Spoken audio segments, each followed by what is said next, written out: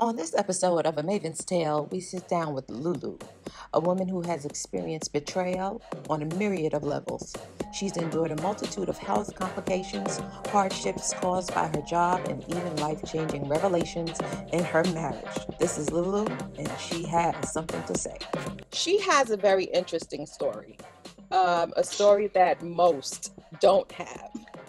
And you wouldn't be able to tell because of her attitude and her outlook on life, which I admire. I think that she has done an excellent job being a woman of virtue, a woman of integrity, and a woman of strength, which is everything that a maven is. So, and here she is, Lulu, my Ta-da! tea. Ta-da! Hello. Hi. Actually, Yes. I'm her aunt, I Lulu. said TT. I don't be knowing what that means. T-U-T what? Okay. You see, here I thought that I was going to have to get her loose. She already loose up, okay?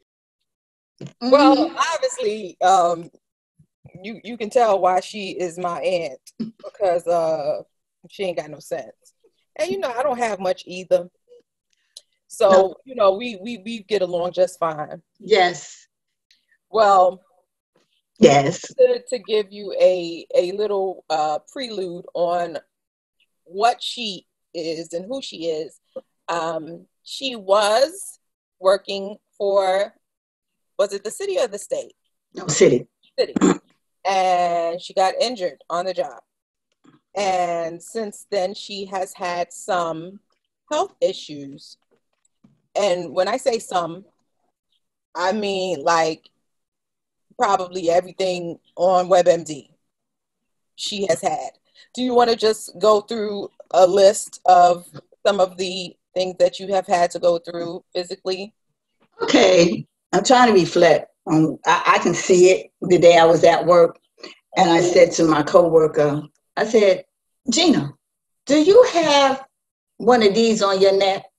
So I said, feel it. She said, girl, no, I ain't got that. I said, okay. So I called a doctor. I made an appointment and I went in. So they sent me to do a radiology testing.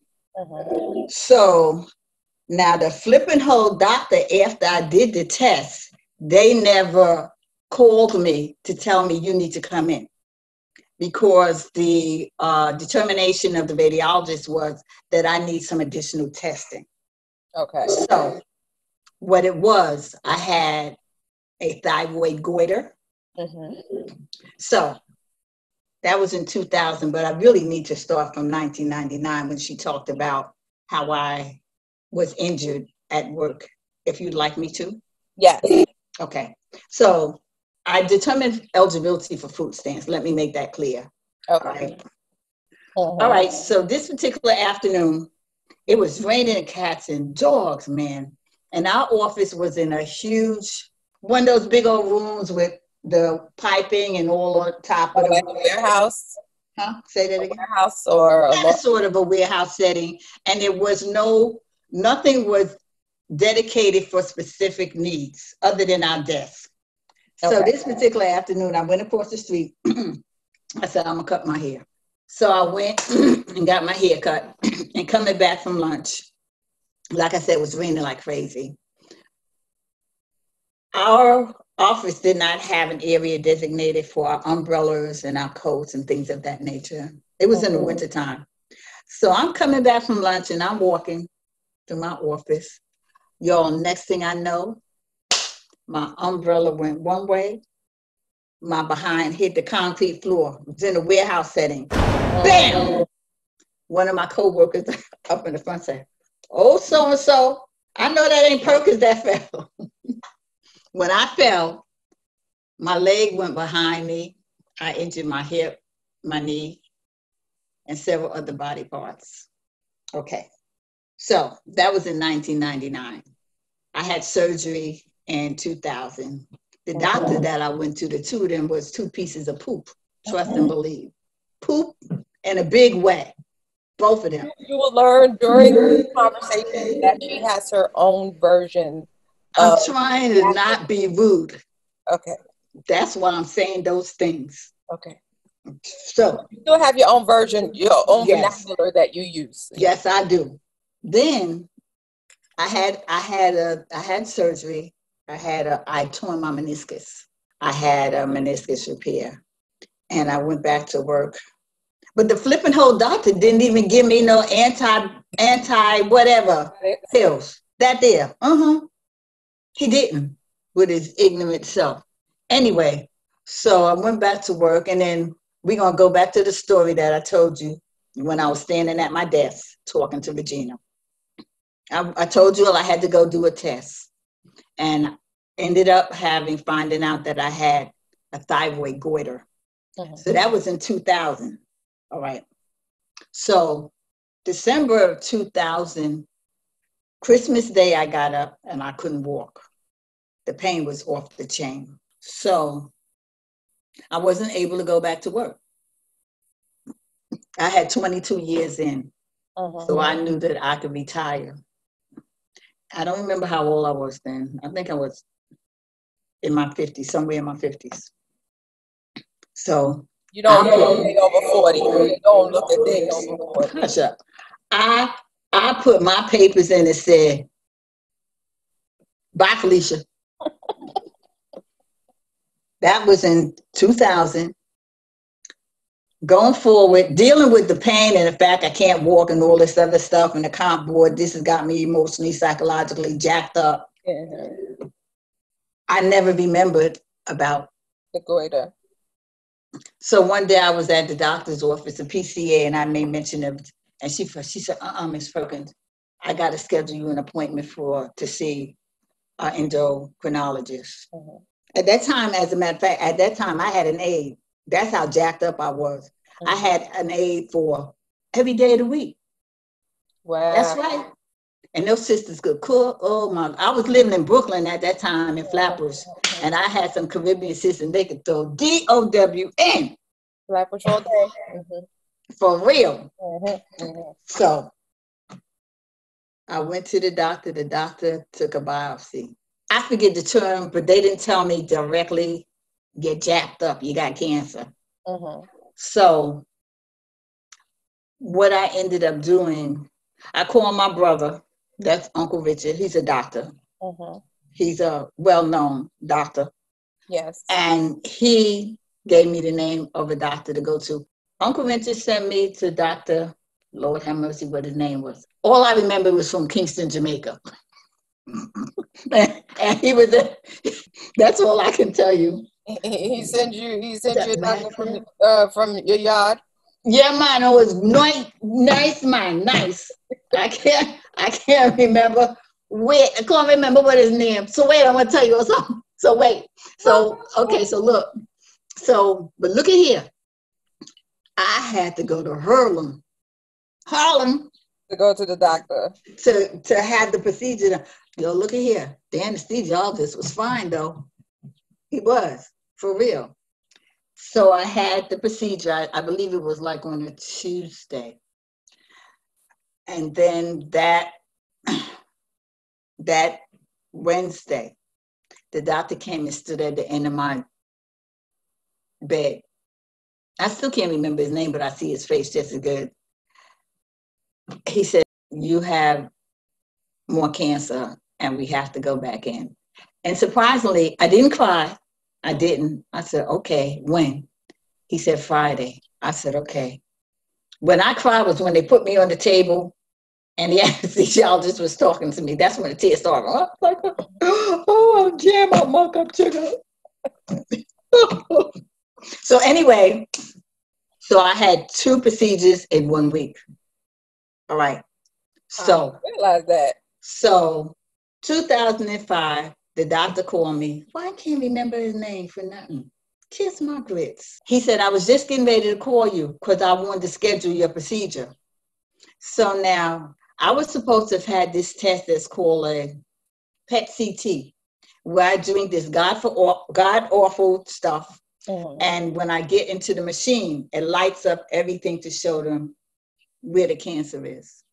So if I'd had that prior to the first procedure, I would have only had to have one because they would have killed all the birds at one time. I remember the day that I went to him, and I went by myself, unbeknownst to me that that wasn't a good idea. Initially, they thought that I had something on my kidneys that was cancer related initially. And I remember I was on the elevator and I started crying. You would have thought they told me my mama died. But praise the Lord, later on they found out that that wasn't the case. I ain't have nothing on my kidney. Because I was like, oh, Lord Jesus. March of 2009, I had to have procedure. The second procedure again, I told the doctor, I said, look, Dr. Sheffield, when you go up in there, look here, you might as well, since you're cutting over here, you might as well just go ahead and give me a facelift. I said, okay, so look, when you go in there, seriously, anything that you see that shouldn't be in there, take it out. So most times it would be like 10 lymph nodes and only a couple of them were cancer. Okay. Cancerous. And I was like, oh, praise Jesus. October 31st, I was in there again, having the procedure done again for more cancer. One thing I found out that the particular type I had, which still is thyroid cancer.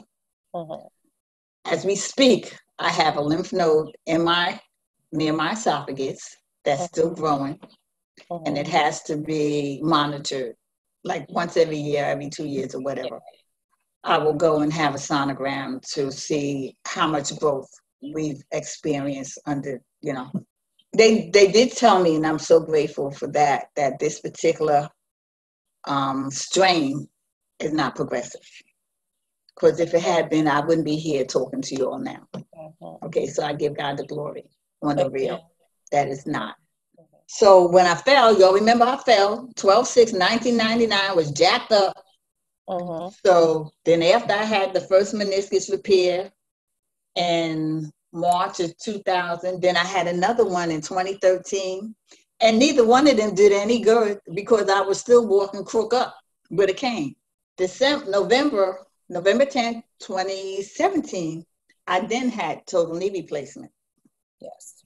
I had 20 stitches. I think about that. But I did very well recovery. I really did okay.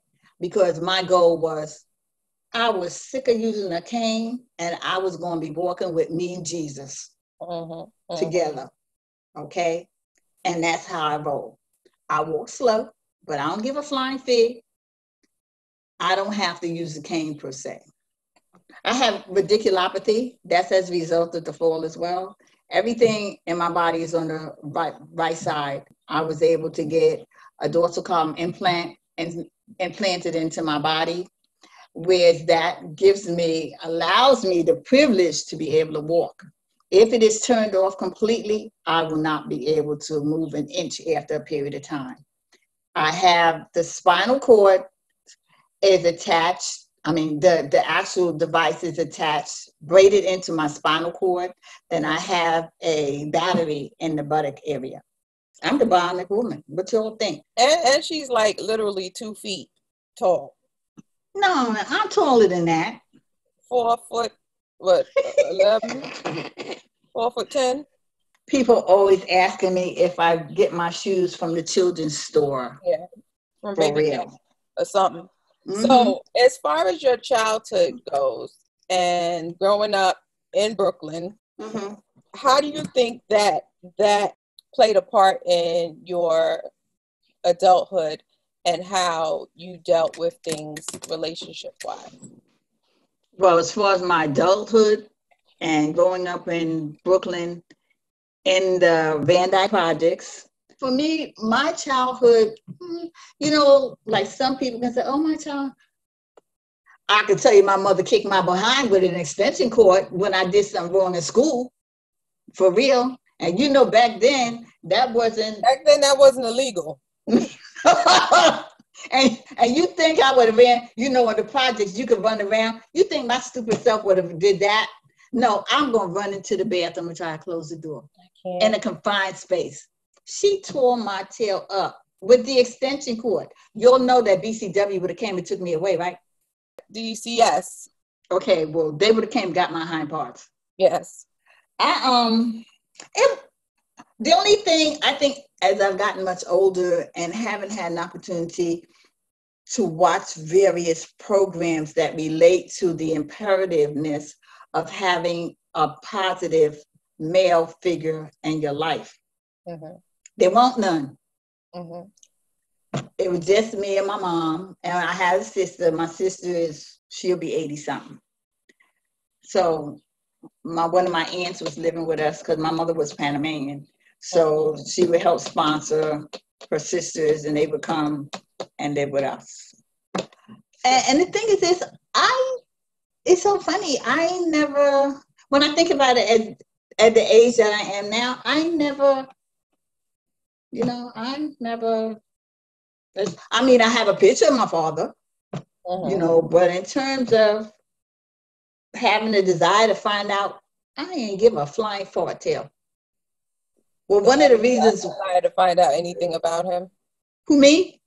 No, yeah, you were saying you didn't. No, and one of the reasons why I chose not to was my mom. I heard my mom say that she grew up with all her brothers and sisters in Panama, a mom and dad, and the story that was told to me that my mom was standing outside of either their home or whatever, and my grandfather worked on the Panama Canal Zone, so they was near where the Navy and the different soldiers were coming, and so my father started hitting on her. So my mom ain't know what's up. He had an agenda. So he was in the Navy. He was a cook. From what my aunt told me, she told me this like 2 years ago. My mom went to see him before his ship pulled out. And he came off the ship with a guitar and sang, a lot of you may not even, some of you might know, the song Smoke Gets in Your Eyes by the Platters. Okay. So he wooed her. Okay. So after he got out of service, she married him. And after they got married, she got pregnant right away because she ain't know nothing. You know, she wasn't a knowledgeable individual. She was a novice as far as men were concerned and men having an agenda. Yeah. So after he got out of service, he moved her to Jabit, which was. So every day my father's phone, it was told to me, he would leave my mama home with the children and go shoot dice and take his knife with him. So my aunt, God bless her soul, told her, I'm coming to visit you. And when she came, she said, oh, flipping ho, no. This is not how you grew up. We may not have had a lot, but no, you're going to start putting money together and I'm going to help you and you're going to leave him. So I was born, and when Carmen got enough money, Carmen would write a letter, let me tell you, in a heartbeat. Oh, look at here. So Carmen took everything that she could with her 2 little children and her 11-month-old baby, which was me, packed her drawers and everything, and head out. So she had a neighbor next door who later on she called. And the woman told her, he came home and he was cussing and he said he was going to do this to you and he was going to do that and he was going to do the other. And my mother told her, you can have my sewing machine. Yeah. So it was a struggle for a while for her, living from place to place with 2 kids. But my mother was intuitive. She used the fact that my father was in the service, and she wrote Washington, D.C., and wrote to get an apartment in the projects in Brooklyn. And we were one of the first people that moved in. But getting back to not having a positive father figure, I really feel that it has a major impact on us as women when we get older because we choose the wrong type of man to marry. Now I'm gonna go there in a whole minute. Well, that was one of the main reasons why I wanted her to tell her story, because this something I don't know, Tyler Perry show. I don't, Tyler Perry need to do something on you, something. So look, y'all. I can't. So I'm gonna try to be top of your head. I can't. I'm gonna try to be politically correct. Oh, Father. Oh, Lord have mercy, Jesus. Okay, so look at here, y'all. So, as I said, not having the appropriate male figure to let you know, my daughter, this is how a man is supposed to treat you. He's supposed to make you feel like a queen. He's supposed to not encapsulate you. He's supposed to still allow you to be yourself and grow and flourish and help you enhance who you are and teach you things that you may not know, but not downtrod you. So what I end up with, getting ready to say that ain't nice. Anyway, so the guy that I married, he crossed the street. He's still standing in the middle of the street. Okay, so break it down. Okay, so my aunt has a lot of colloquialisms, if you cannot tell already, like jabib and flip hole. These are all sayings that she just comes up with out of the blue. If you just first meet her, you're like, what is she talking about? So when she says that her husband was crossed the street, she means that he was gay. Well, he is gay. Hello, tell it like it is, girl. He is gay, but he was posing as straight. Tell it like it is, still is. And she didn't know. Well, you didn't know initially, but there were signs. Well, okay, let me say this. Not having a lot of knowledge with relationships with gentlemen, that can kind of cause you to, most instances, make the wrong choices for a relationship. Now, my ex-brother-in-law, God spare his life, he told me straight up, he used the word, how can I don't want to use that word because that is so, has a form of it's just not nice. Well, I just said, he stood deep in the middle of the street. That's what my brother-in-law said. Okay. I'll tell you the word begin with an F. Okay. And he said, it's a slur. Yes, a deep one. That's inappropriate, like my granddaughter would say, grandson. Inappropriate.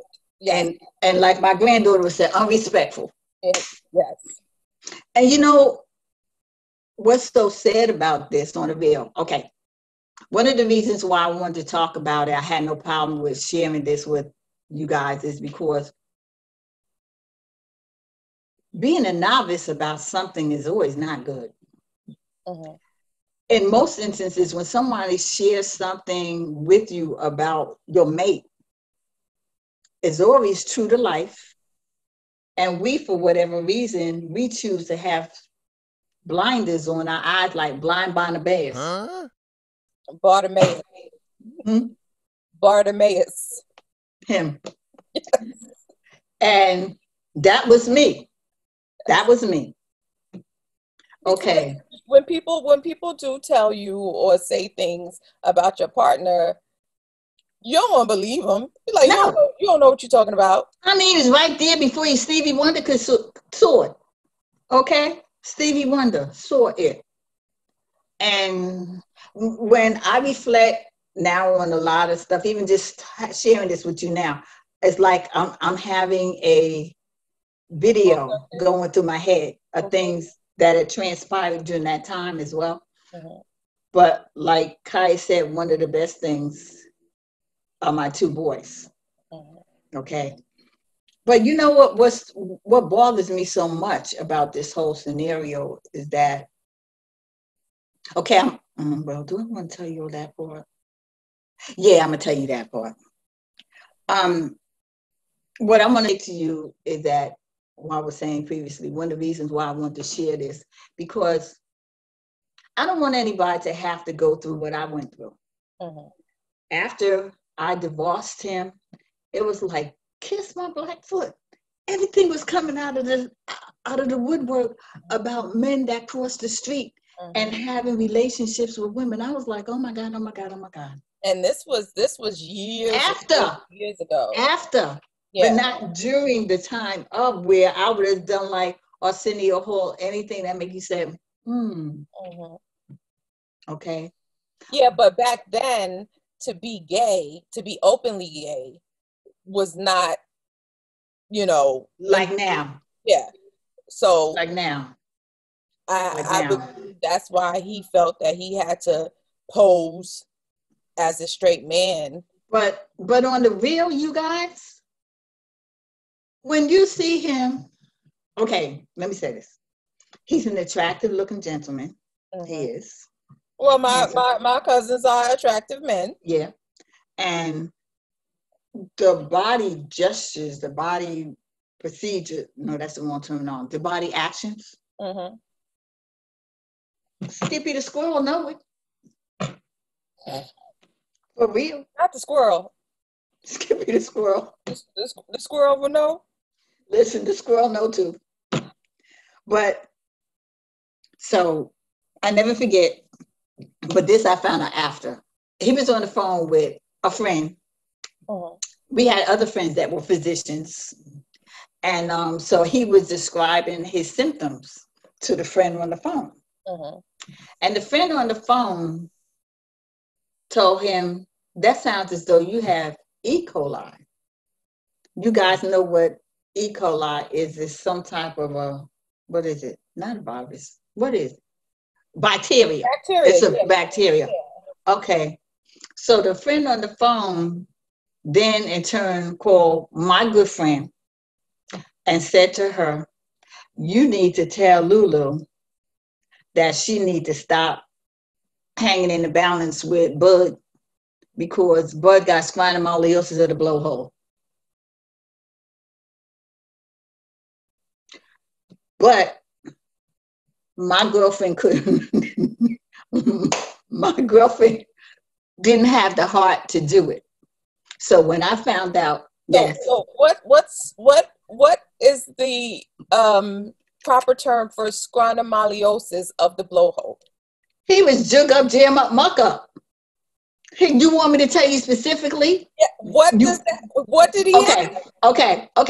This is it right here. This is it. All right. In that world, there's a term that they use, which is the poker or the packer.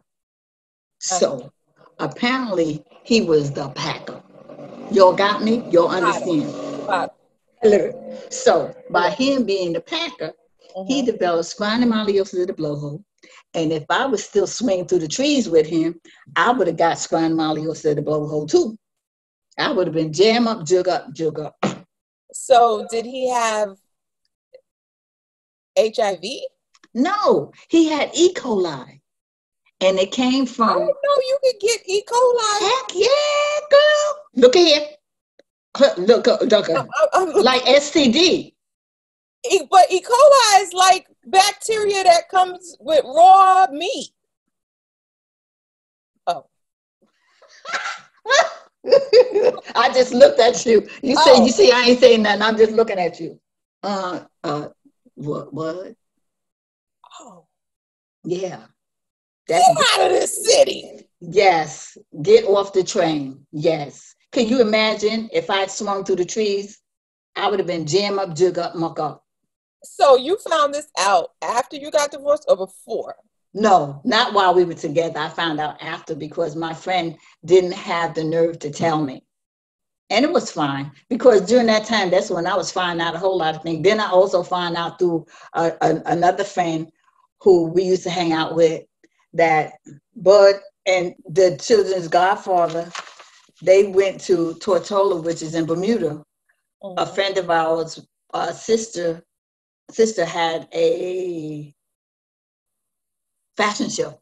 Mm-hmm. So he and my children's godfather, they was in the room swinging through the trees. No. So I also found this out after the fact. So So why ultimately did you get a divorce? uh duh.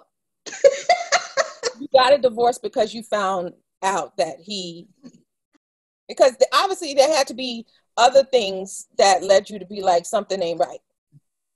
Okay. One of the things he had said to me, which I thought was, oh, what, huh? I which I should have known then. I am, it's very difficult. Any woman is very difficult for any woman or a man who's with a mate that's emotionally inact. Bud had said this to me before we got married. Ain't no way in the world I would have married his monkey ass. Oops, sorry. Anyway, he says to me, well, I really can't love you because of the way you was when you were a kid. That's right. Which you told me before, and that's why I don't understand what that means. I don't understand it either.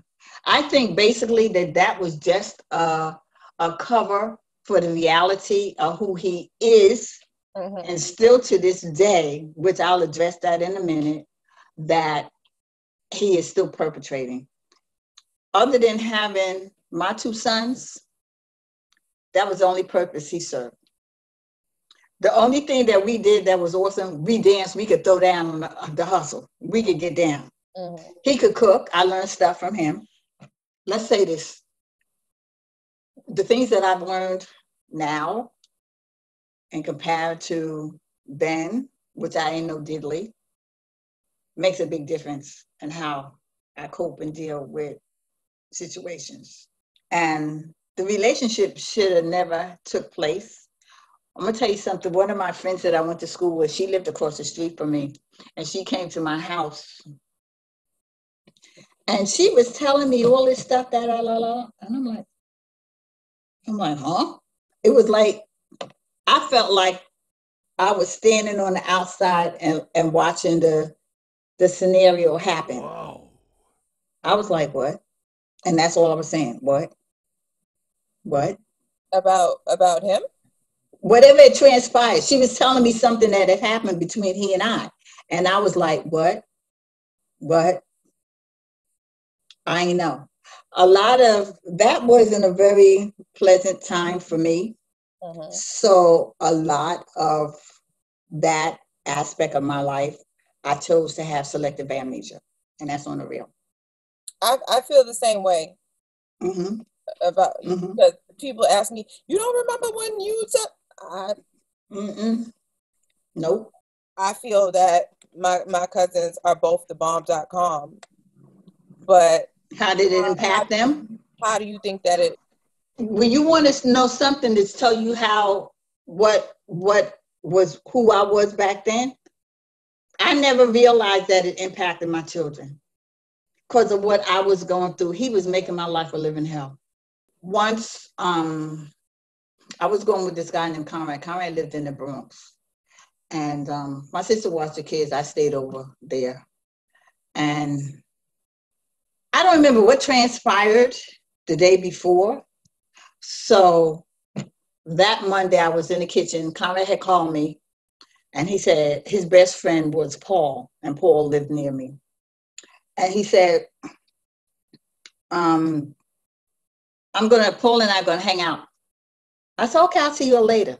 So in the interim, my door knocked. I don't remember what I was doing in the kitchen. And I thought it was Michelle. And I automatically said, come in. And it was Bud. And we was throwing down. We was fighting. I was scratching up his face. I was doing everything. Too bad with daggone pot of grits wasn't on the stove. Okay? But this is the thing, you all. Check this out to show he ain't dealing with some quarters from the dollar. You standing in the middle of the street, big time. Trucks all around you. And you have the audacity, the unmitigated gall, the nerves to have an attitude because your ex-wife have a man. So there was some jealousy there. Obviously, I am not with him in any room that he is doing any of the things that he does, whatever he does in. But I honestly believe that he may be bisexual. His preference, okay, look here, let me go back to the very beginning when I first got married. Rewind.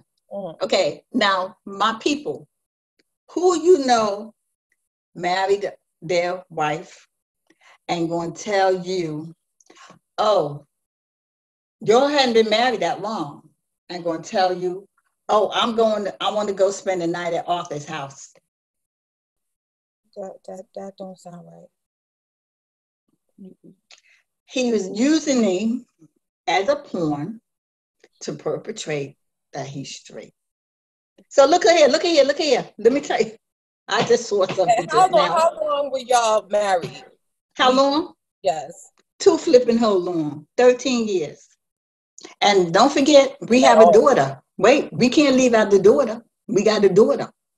Yeah. So, as you said that, I think he's by who? By thinking. Perpetrating, yes, to use me to make people think that he is straight up gay. There's so many facets of this whole thing, but I'm not going to take you all over. You'll know about the E. coli. We got a divorce December 13th. You are very good with your dates. December 13th. How do you remember this stuff? 1981 or 83 or something along those lines. And I don't regret it. My kids and I had more of a relationship as they got older. Even if we didn't have any money, we would take the train, go downtown. As long as we had money to eat, we would go eyeball shop. Yeah. Yeah, we would go and eyeball shop in Soho or Canal Street area, whatever have you, and hang out. Their relationship with their father and their sister as well, neither of the three of them have any respect for him. I need to take it back a minute. When Kaya talked about him being thingamajigger, bisexual. So after he and I broke up, then he started hanging out. I don't know how they hooked up with a friend of ours.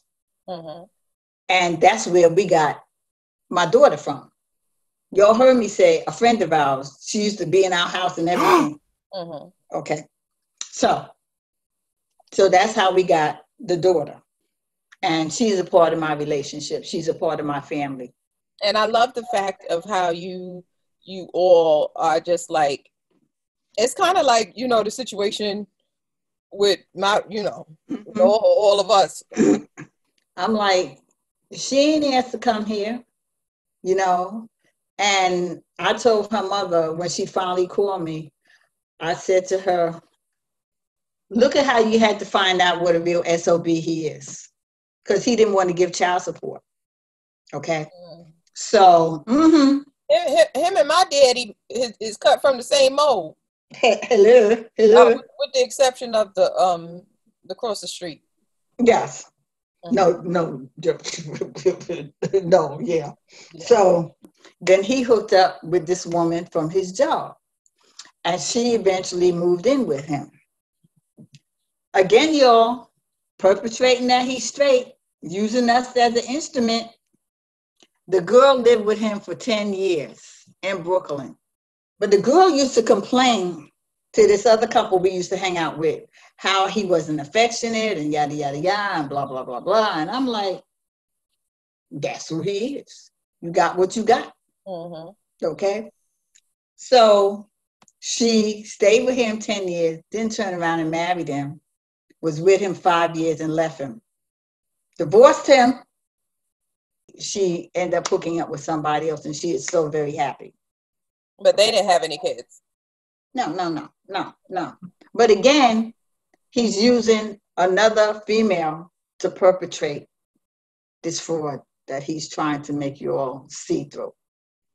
I think because of the era that he's from, that's why he's not ready to admit fully, even though, you know, sis sent him that message saying, hey, Yep. come His on daughter. out, Yep. you know, but he's not ready. And I don't think He gonna be 73. I think he'll go to his grave with the Yes. same, you know, Yes. Yes. ideology of, you know, Yes. so he might have some issues too that he might need to address. He might need to go sit on somebody's couch and address. But with all of this, obviously, you done been through the muck and the mire, the fiery furnace, Yeah. the you know, the lion's den. But I tell you, it's something to quote Maya Angelou: if a person shows you who they are, believe it. Don't don't see what you want to see. See the reality of what's before you, you know, and don't continue to go down into the hole with this person if it's obvious that they crossed the street. I mean, but then again, But hold sometimes up. your perception and your reality are two different things. And also they have, like, I saw this man on TV the other day. He said nobody would know that I was gay because he knows he has a capable facade. But see, like Bud, I tell you, Skippy the squirrel would have knew it. I would have knew it, but They would have knew it. you didn't know it. They would have knew it. Did you But it's a go on reality. somebody's couch behind? Did you go sit on somebody's I did go sit on somebody's couch because at that time I was like, hold up, why everybody in what? It kept coming from scary places, you know. And I thank God, number one, that I got to the point that I could forgive Bud. And Yes. that's an amazing This thing. is key. I forgave Bud. I can see Bud to this day and say hello and kiss him on the cheek and keep it moving. But on the real, my brothers and sisters, I feel sorry for him. I said, because he's not being true to who he is. He's not being true to himself. Like his daughter told him, you need to come out of the closet because we really don't care. You know? But he does. He's still, and like I said, he's from that era. You know, this is my story. And one thing about me, I never want anybody to have to encounter anything that I've gone through. And if I can take a few minutes and share these trials and tribulations, you know, being a father is so important in children's lives. And even though he crossed the street, if he had been a half behind one, they would have tolerated it. Yeah. They would have tolerated it. Because it was still their father. Yeah, you know, but is unrespectful. He's inappropriate. That's right, all of those. And you know, it was a interesting journey. It was something that that happened. If I'd been paying attention, it would not have happened, but I wasn't paying attention, so because I didn't have any knowledge, so that's why it happened. Because knowledge is power. Come on and say it again. Yes. For real. But now you know. So now you can get you a good old sugar daddy that'll take care of you and your scronomyeliosis and your bacchiotomy and your whatever, everything you got. You need to get somebody that got some pointage. Okay, because you done been through enough. You don't need to take care of nobody. You and Weezy, y'all go, Laverne and Shirley, and y'all go find somebody. Because I'm tired of telling y'all the same thing over and over again. Okay, I just want to thank you so very much for doing this. I really want to thank you for sharing your story, because I know that was not easy to actually say it out loud, you know. But you done been through some stuff, and you came out on the other side. I give God the glory. I give him my thanks. Won't he do it? Because it could have been. That could have been a catastrophic situation. What it does to your ego. Yeah. but you built yourself back up. You built yourself back up. That happened in the 80s. We are now in 2020. And you are more of a spitfire than you ever been. For the next episode, I had the pleasure of sitting down with the wife of a law enforcement officer in America. You definitely want to hear what she has to say, so stay tuned. I don't get to see that. Besides on the news, I don't see that type of interaction because of my husband, because of his friends, and because of people we know. I don't see that hate besides on the TV. So I don't even know where to start with that, because I think it has to be reform, which they're trying to do now. But like I said, how do we get the root out of people, that hatred and that bias? I don't know if a law is going to do that.